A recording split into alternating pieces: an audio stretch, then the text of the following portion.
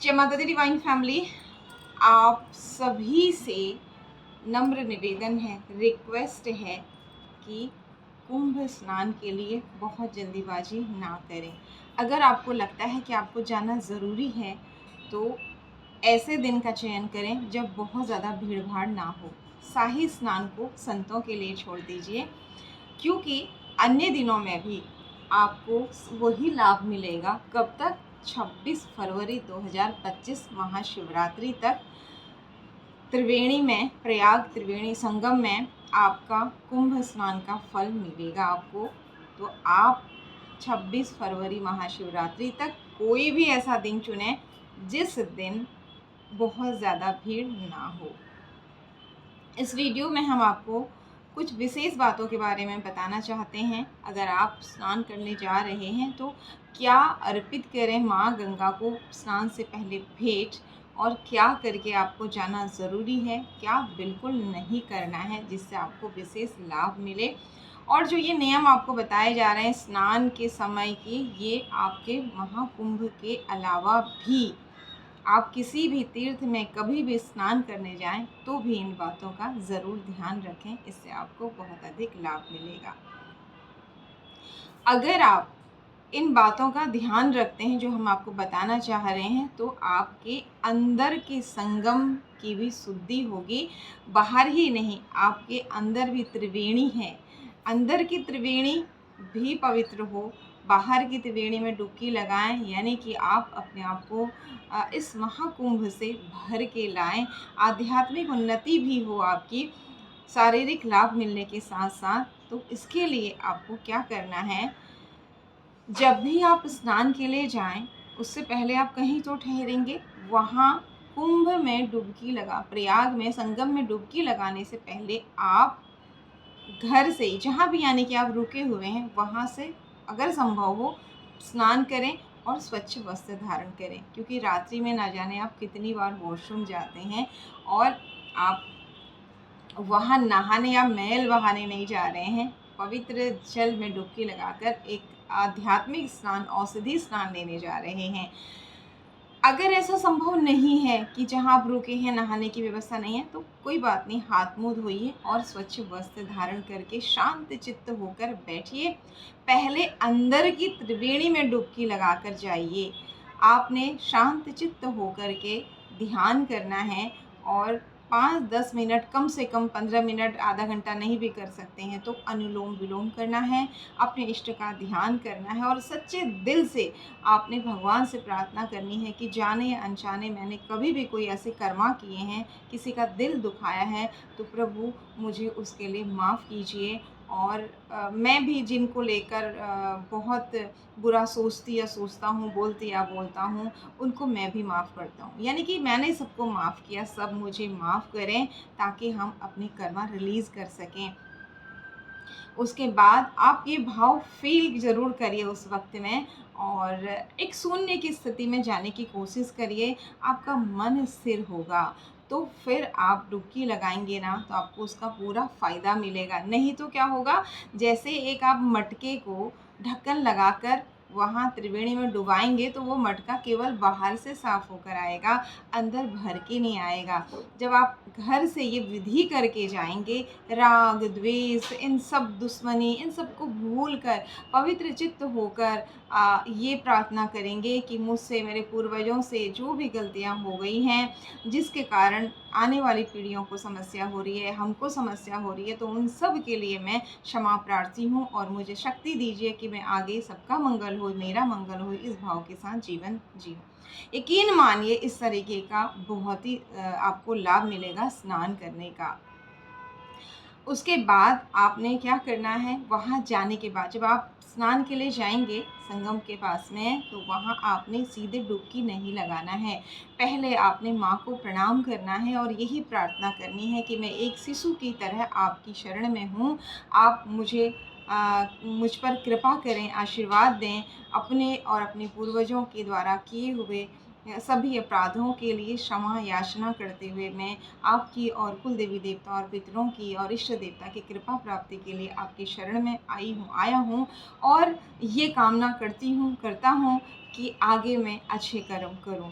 ऐसा कहते हुए आप हाथ में जल लेंगे, अपना नाम, राशि, गोत्र बोलेंगे, प्रार्थना करेंगे, अपने मनोभाव जो भी आपको बताए हैं उसके अलावा भी कोई आपके मनोभाव है अपना हित और दूसरों के हित के लिए वो बोलेंगे। अब आप जैसे जल हाथ में लेंगे तो जल छूटता जाएगा, कोई बात नहीं, आप फिर से वापस लीजिए। जल का तो वहाँ पर भंडार ही रहेगा आपके आगे, और वैसे इतना टाइम होगा नहीं, ये चीज़ें आप शॉर्ट में भी कर सकते हैं वहाँ पर। इसलिए आपसे कहा शाही स्नान का दिन ही मत चुनिए। आप 26 तारीख तक कभी भी किसी भी ऐसे दिन जाएं जिस दिन नॉर्मल स्नान हो और बहुत ज़्यादा भीड़ ना हो। उसके बाद आपने फिर क्या करना है, संकल्प करने के बाद आपने आचमन करना है। ओम केशवाय नमः स्वाहा, ओम माधवाय नमः स्वाहा, ओम नारायणाय नमः स्वाहा। 3 बार जल पिएंगे आप आचमन लेकर के वहाँ से, मतलब अंजलि में ही लेकर पी लेंगे, और चौथी बार ऋषिकेशाय नमः बोलते हुए छोड़ देंगे। हमारे ऋषि मुनि ना बहुत ही बड़े विद्वान थे। आप जब डुबकी लगाएंगे तो अंदर आपका जल जो है वहाँ का बहुत शीतल होगा। आप जब आचमन करेंगे तो एक तो अंदर पवित्र भाव आएंगे और दूसरा आपका शरीर का तापमान भी बैलेंस होगा। उसके बाद याद रखिए, माँ को बिना कुछ भेंट किए आप स्नान नहीं कर सकते हैं।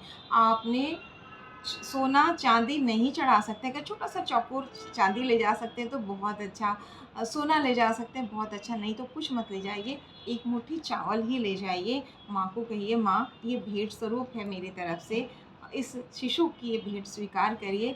उसके बाद आप डुबकी के लिए फिर आगे बढ़ेंगे, और डुबकी लगाते समय भी आपने सबसे पहले पूरब की तरफ मुँह करना है, और 3 डुबकी सूर्य नारायण का ध्यान करके, अपने कुल देवी देवता, अपने इष्ट देवता का ध्यान करते हुए, अपने देवी देवताओं का ध्यान करते हुए लगानी है। पूरब दिशा सूर्य नारायण की कृपा को, देवताओं की कृपा को बताती है। उसके बाद आपने अंजलि में जल भरकर सूर्य देव को अर्घ्य देना है, और उसके बाद अपने सभी देवी देवताओं को, कुल देवी देवता, ग्राम देवता, इष्ट देवता, जिनको भी आप देना चाहते हैं सभी देवी देवताओं को अंजलि से जल अर्पित करेंगे।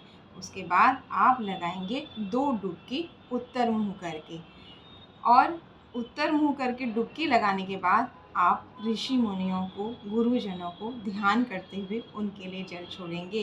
क्योंकि ऋषि हम पर देव ऋण, ऋषि ऋण, पितृ ऋण, ये सारे ऋण होते हैं, इसके बिना हम मुक्त हो नहीं सकते हैं।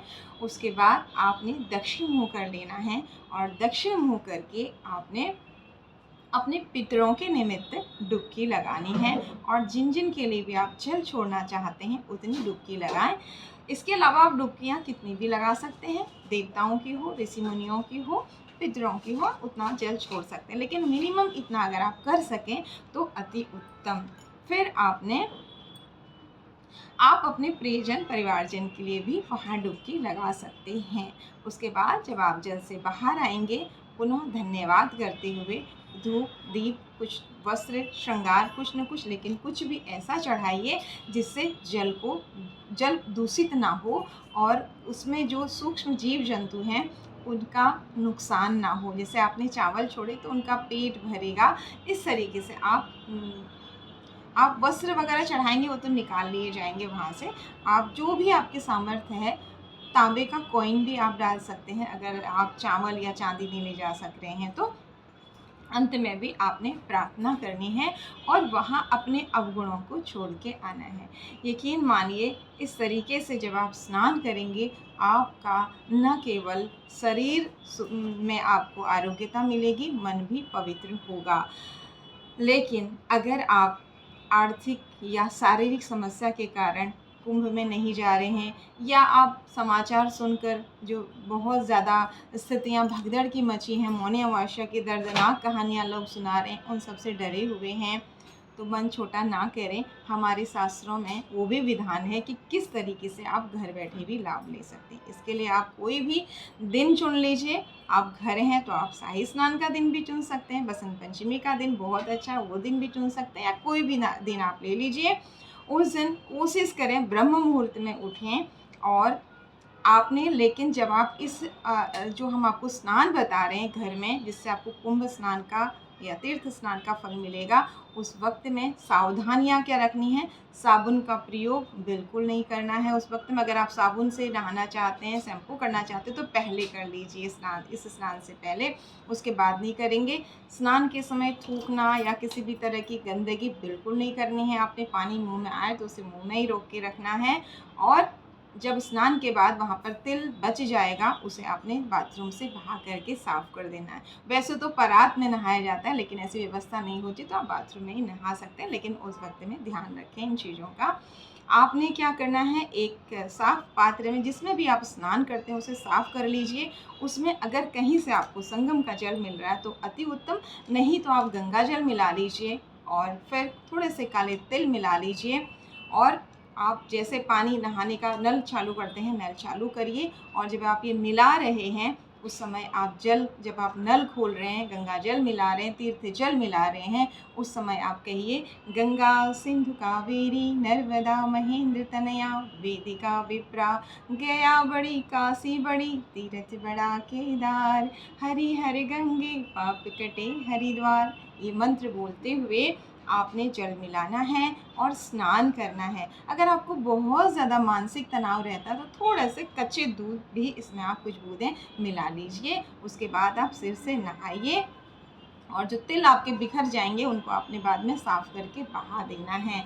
आपने यहाँ भी उन बातों का ध्यान रखना है, हल्के वस्त्र धारण करके आपने स्नान करना है, और मन चंगा तो कटौती में गंगा, ऐसा कहते हुए, हर हर गंगे कहते हुए, इन मंत्रों को बोलते हुए, अपने इष्ट मंत्र, अपने गुरु मंत्र को ध्यान करते हुए, अपने कुल देवी देवता, इष्ट देवता, पितृ देवताओं का ध्यान करते हुए आप घर में एक पार्टी में बैठ करके इस तरीके से स्नान करिए। यकीनन मानसिक स्नान का भी बहुत महत्व मिलता है, लेकिन आप तो स्नान ही कर रहे हैं और तीर्थ जल से कर रहे हैं। ऐसी कल्पना करिए कि आप त्रिवेणी में खड़े हैं और डुबकी लगा रहे हैं। आप आंख बंद करिए, सिर पे जल डालिए, यकीन मानिए मन चंगा तो कटौती में गंगा, 100% आपको घर में भी उसी तरह स्नान का फल ज़रूर मिलेगा। फिर इस स्नान के बाद आप दीप दान कीजिए। एक चौमुखी दिया अपने मुख्य द्वार पर जलाइए, एक आप शिवालय में जलाइए, अपने कुल देवी देवता के नाम से जलाइए। यकीन मानिए कुछ दान पुण्य भी ज़रूर करिए, आपको बहुत अच्छा लाभ मिलेगा। तो अपना और अपनों का विशेष ध्यान रखिए। किसी ज़िद में आकर के शाही स्नान के चक्कर में आप अपने आप को परेशान मत कीजिए। शाही स्नान हमें लगता है हमें संतों के लिए छोड़ देना चाहिए और बाकी दिनों का लाभ लेना चाहिए। आशा करती हूँ इन सभी जानकारियों से आपको बहुत लाभ मिलेगा, और आपके आशीर्वाद से हमारा जीवन भी धन्य होगा। Once again thank you so much for your lovely comments, like share and subscribe. माँ भगवती हम सभी पर अपनी असीम कृपा बनाए रखे, और उन सभी के लिए हम माँ से, यूनिवर्स से प्रार्थना करते हैं जो बेचारे इस महाकुंभ में चले गए अपने परिवारजन प्रियजन को छोड़कर। उन सभी की आत्मा को माँ शांति प्रदान करे और उनके परिवारजनों को इस दुख को सहने की शक्ति प्रदान करे। Once again thank you so much. God bless you all. जय माता।